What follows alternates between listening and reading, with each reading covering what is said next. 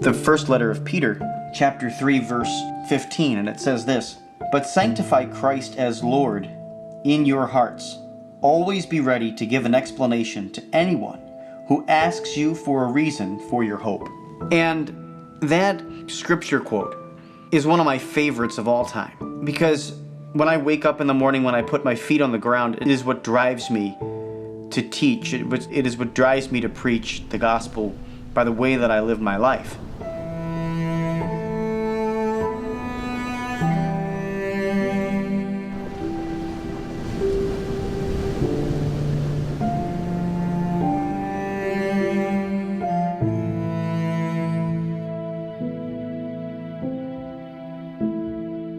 Telling my story, I have to begin with the most incredible bang that you could possibly have. My parents took me to the doctor for a routine checkup that any other normal checkup would be. And when the stethoscope was put up to my heart, the doctor noticed a heart murmur. So they do a whole battery of tests, and it comes back within a few days that I have a condition called tetralogy of Fallot. I often say that that name doesn't mean a whole lot to me or to the people that I tell this story to, but the bottom line is that it meant that I needed to have open heart surgery less than 3 weeks of age. So I'm Bill's mom, and he was born in 1985. My husband and I were married in 82. We met at Villanova at school. I was a freshman. He was an upperclassman. We met through a mutual friend. I'm Bill Snyder. I'm Bill's dad. All those Bills, huh? Kathy and I have 3 children. Bill has a younger brother named Jim and a sister named Mary. Just, to clear something up, my son Bill is actually named after my dad. Until Bill came along, he was the nicest gentleman that I had come across. My mom, 100% Italian, my dad German and Irish. I can recall as a child, my dad, we'd be waiting for my dad to come down for breakfast before he would go to work, and somebody would say, "Well, where's Dad? Get your father. Where is he? The bus is coming. We got to go to work." And all of my 4 sisters and I would just say, "Oh, he's kneeling down at the bed saying his prayers." And it was a morning ritual that was steadfast for his entire life. When we got married in 82, I was working as a nurse. Bill was working in business. And as a nurse and working in an infant unit, all the nurses were young. We'd always talk about, different kinds of children with different defects, because we saw kids with myelomeningocele or spina bifida. We saw people with, little babies with heart problems. We saw premature infants. And we would always talk about, what would we be able to manage? How could we ever handle a child with a defect? What would we do if we ever? So I remember that, working with babies with different kinds of problems and thinking, what could I handle if I had a child that had a problem? But nevertheless, when we got married in 82, we had bought this house, just gotten a management job. We were very excited and found out we were going to have a baby, and we were kind of shocked because it wasn't quite the right time, because we were just starting out. It was the first grandchild on both sides. If you can imagine, Bill has 4 sisters, I have 3, and we were a little scared to even tell our own families because we were still grappling with, oh my gosh, we're gonna have a baby. But we were filled with joy. It was a very exciting time. We moved into this house in the spring of 84, and Bill was born the following April. When he was born, we were down in the city in Philadelphia at Pennsylvania Hospital and had kind of a long birthing experience. It was like a 36-hour labor and then delivery, and this big, healthy baby boy. So this beautiful baby, we named him Bill. Bill's dad was Bill, and he was Bill. So we had 3 Bills. I can imagine Bill 3, Bill Jr., Bill Sr. And we brought the baby home, and at 3 weeks of age, we took him to my pediatrician, he's pediatrician, Dr. Rich, and he was a friend of mine from Children's Hospital, and he listened to his heart, and he said, "Oh, I hear a little bit of a murmur here."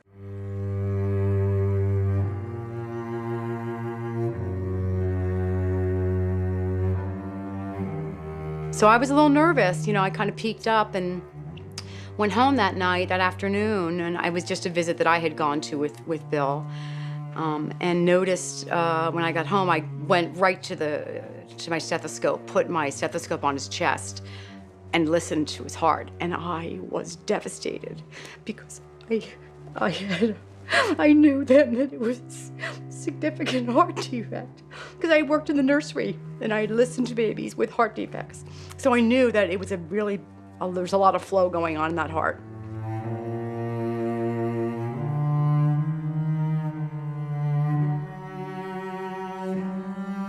Pretty scared. I just cried all afternoon. I paced. I couldn't wait for Bill to come home, my husband to come home from work. He said, "You're overreacting, Kathy. It's fine. There's nothing wrong." I said, "No, we're going to the hospital now. I'm really worried." So we went to the hospital, and another cardiologist friend of ours from the hospital, who I knew well, Dr. B.J. Clark, was able to see us.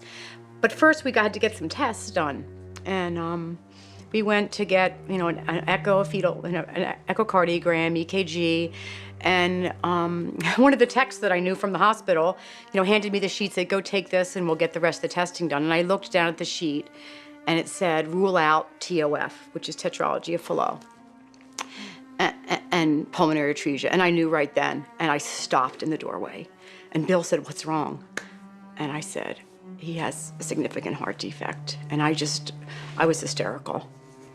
So he was about 3 weeks of age at that point, and I just kind of went into overdrive. We met with the doctor. He told us what the defect was, and he had no flow to his lungs. So he had pulmonary atresia, which means at any point in those 3 weeks, he had enough holes in his heart that were keeping him alive. But if any of those other spots that usually close when all of us are born, that he could have turned blue and could have not made it.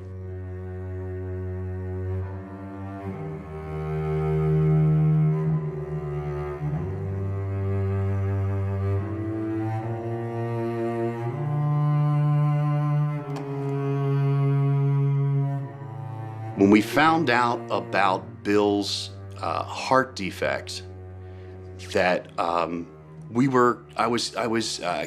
would say, felt incarcerated at Children's Hospital because of my own volition, of course, because I wanted to be there for every moment.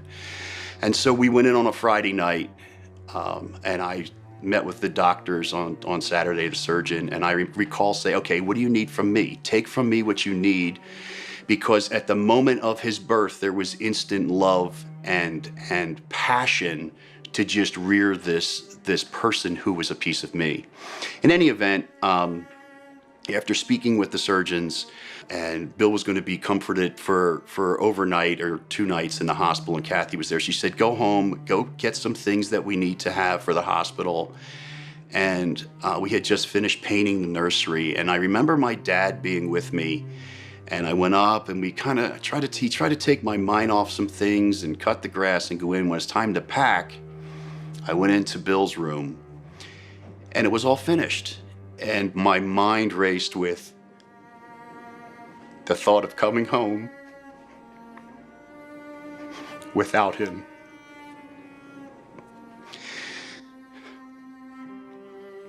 I can remember, and still feel today, the hug that my father gave me and told me, "You give that little guy a chance." Little did I know how much that little guy was going to give me. I needed to have open heart surgery at less than 3 weeks of age. And because I needed to have that surgery, God had to intervene very quickly in my life sacramentally. My parents, in addition to getting my body ready for surgery, got my soul ready for what could have been heaven at that time. I was baptized in the hospital chapel hours before my third open heart surgery, or my first open heart surgery.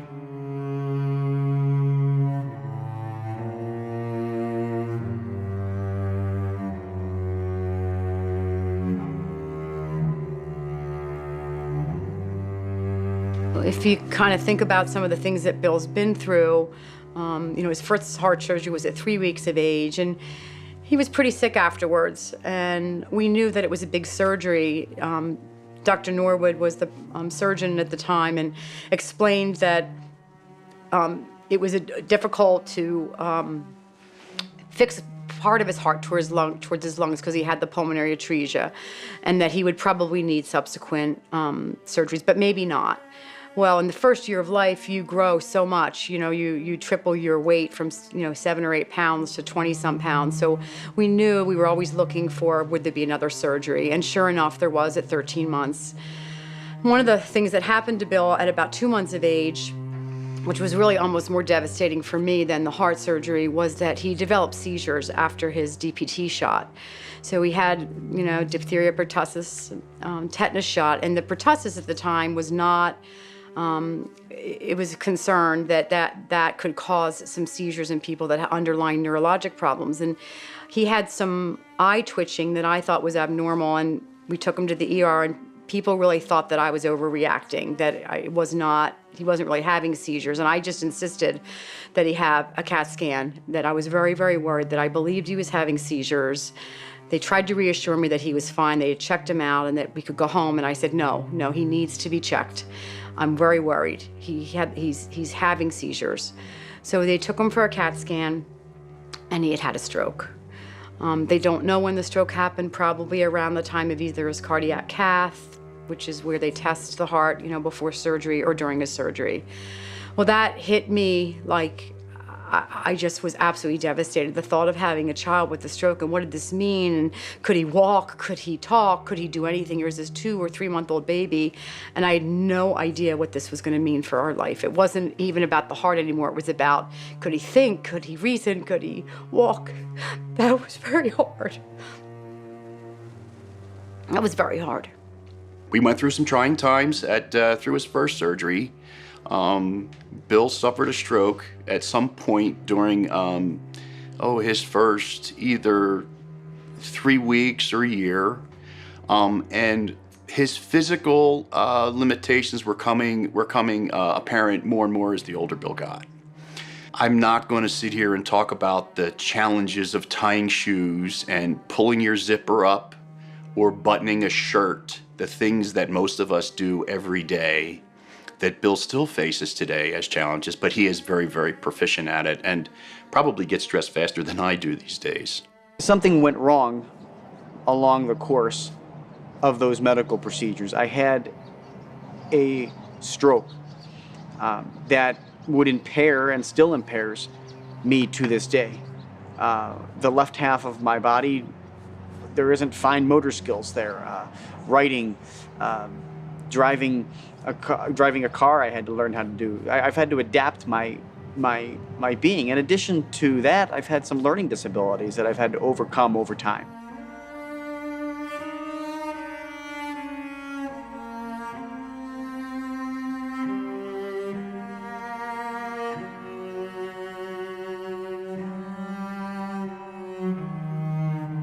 That really almost was the time that I found my faith, because that's when I started to really pray. Because seizures are a very unpredictable thing. You can imagine that out of the blue, a child would just stop what they were doing and not be able to look at you. So I was always kind of on guard, and I realized that he was going to need a lot of therapy. I had kind of a downtime then, very difficult time coping with that. So he had seizures until about age 5. And I do remember around the time of I think it was his last seizure, taking my rosary and praying by my bed, just asking the Blessed Mother for help to deal with his seizures, that, I needed her strength. And Dr. Clancy couldn't really tell us if he'd ever stopped having the seizures, but he did. After that time, that was his last seizure. So I really feel like the intercession of the Blessed Mother really did make a difference for Bill and his health.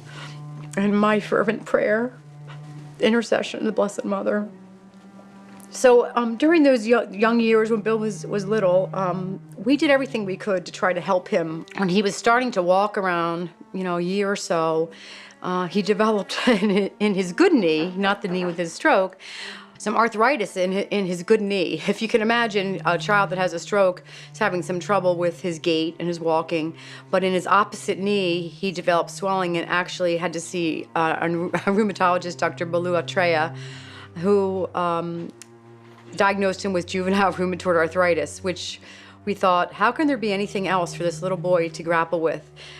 Bill never let it stop him. He had a stiff knee for about 2-3 years, continued to see a rheumatologist, and also his neurologist, Dr. Clancy. And as he grew stronger and grew in, he just was a really happy kid. He was a kid that could make you laugh. He had just incredible resilience, no fear. Really, he would try or do anything. And I think out of my 3 kids, I would have to say if we'd take any of them and put them in Alaska with a backpack on their back, it would be Bill, because he doesn't have any fear in doing anything.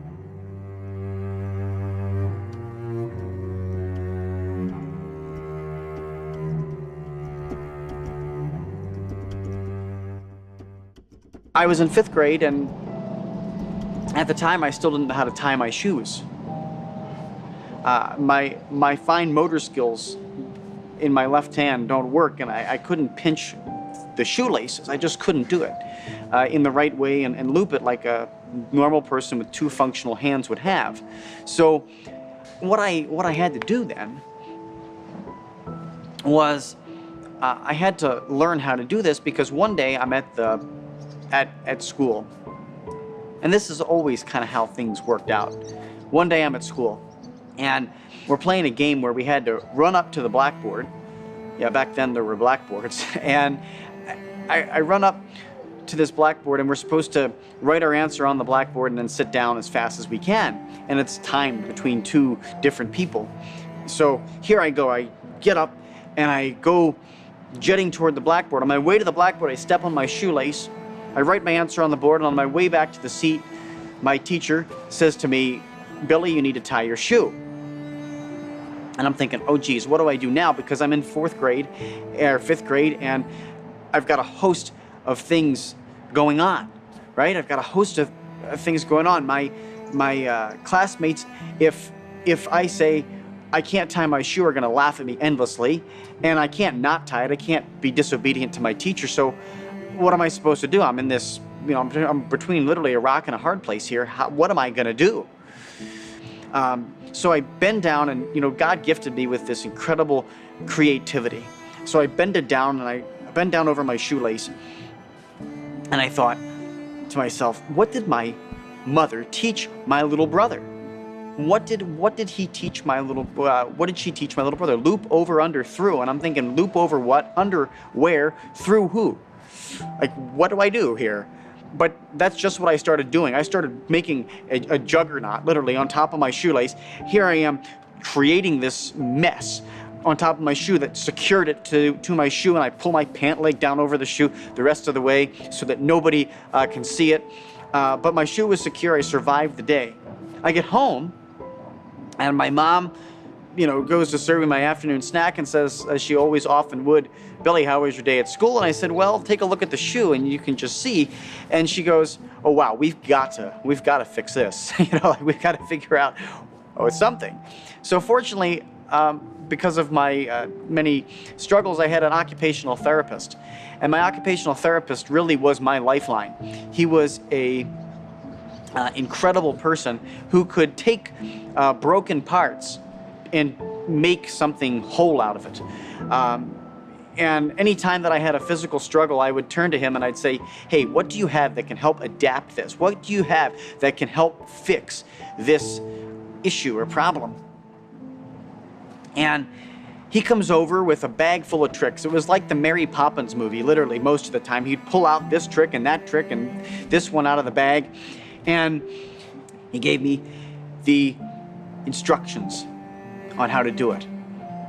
He had shown me just enough to untangle my fingers, be persistent, and keep trying. I was so persistent that day. I remember it so clearly because I was determined. I skipped anything that was relatively important or unimportant. Homework went by the wayside. Afternoon snacks went by the wayside. Everything went by the wayside. And the only thing that stood in front of me was my shoelace. And I kept at it. I kept at it. And finally, my hands weren't knotted, but my shoelace was. It had to be maybe what felt like 2 hours in front of that shoelace. But there it was, a two-eared bunny on top of my shoe. I was victorious. I had triumphed over my shoe. And I immediately went and tied the other one. It took me a few times to figure it out and untie my hands and tie the shoe, but it did. It finally worked. And, you know, I'll never forget the moment when my dad came home from work and he put his bag down. And I said, Dad, guess what I can do? I can tie my shoe. I can tie my shoe. And he said, let me come over and watch. You know, it had to take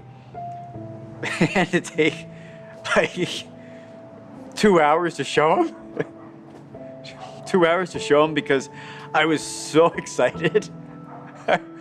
I was so excited. I was so pumped up that I couldn't get my fingers to work straight. And man,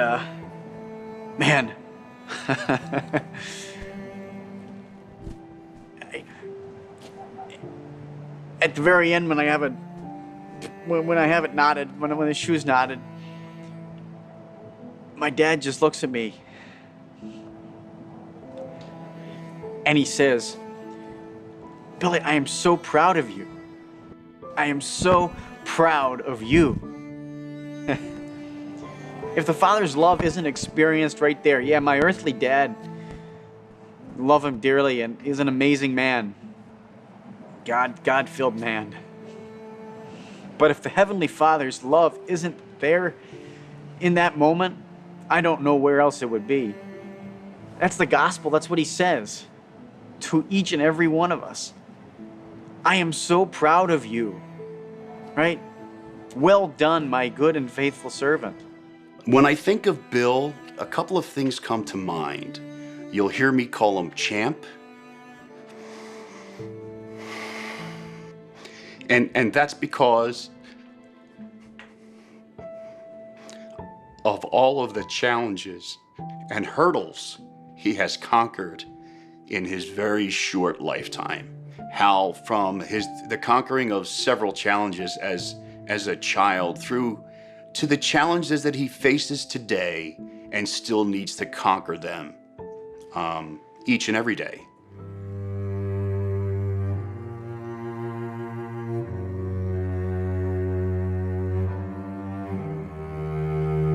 There was a time that I had to hear those words, that I needed to have open heart surgery. And that experience in high school strengthened me for that. Knowing that God had it. He had it under control. And that when I heard those words in 2012 from my cardiologist, and he said, Bill, listen, the numbers are where they are. The pressure in the right ventricle is getting to a point where we need to address it, where we need to stop it from putting too much pressure on your heart. We need to get in there. We need to address that problem. We need to fix that. And so I had the surgery. Hello, why am I Welcome back here to Young Catholics Respond. It is the live caller section of the show. I am Bill Snyder, your host. And on today's program, we're talking a little bit about Eucharistic ministering, and the parishioner at St. Francis de Sales Parish is on the line. Richard, welcome to the program, and thank you so much for joining me here on Young Catholics Respond.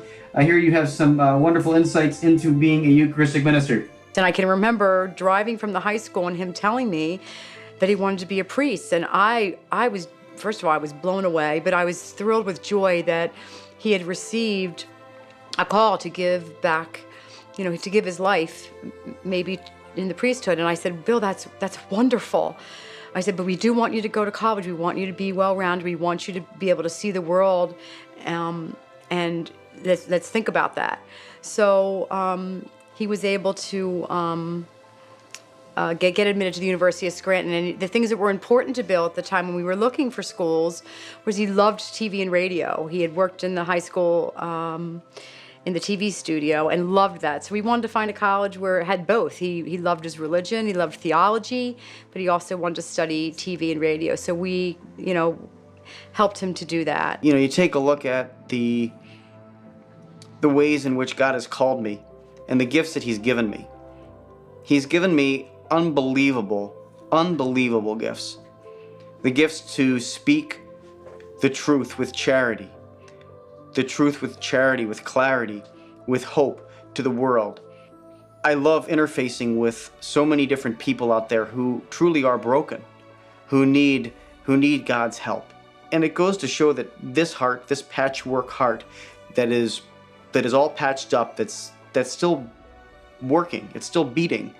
And no matter what you've been through in your life, no matter what God, has given, no matter what cross God has given you in your life, he can work great things through it. So what is life like today? A lot of people ask me that, or maybe look at that. I've told you the childhood part of the story, but as an adult in today's world, what is it like living with a heart condition? What is it like still dealing with effects of a stroke?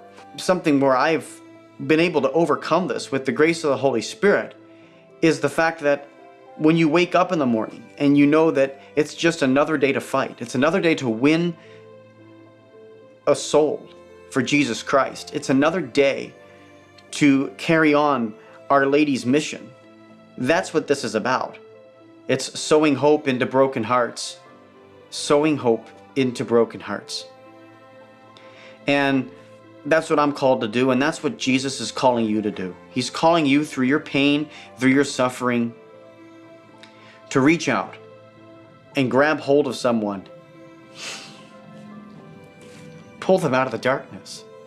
That's what he's calling me to do every single day. So despite the physical issues, driving cars, picking up Walmart bags with your teeth, which can be pretty funny at times, people seeing you do different things, or even just the way that you walk down the street and you walk into somebody because your left foot sticks out and you're like, oh, I'm sorry, I didn't realize I was walking that way. These things you overcome on a daily basis. These things just become natural part of who you are. They become the stories, they become the inside jokes in your relationships. And they are what it's about. It's about triumphing. It's about overcoming. It's about succeeding. And Jesus gives us that every single day. He gives us that every single day if we ask him. And we get up with a warrior's heart, and we stand up and we say, I'm going to fight today.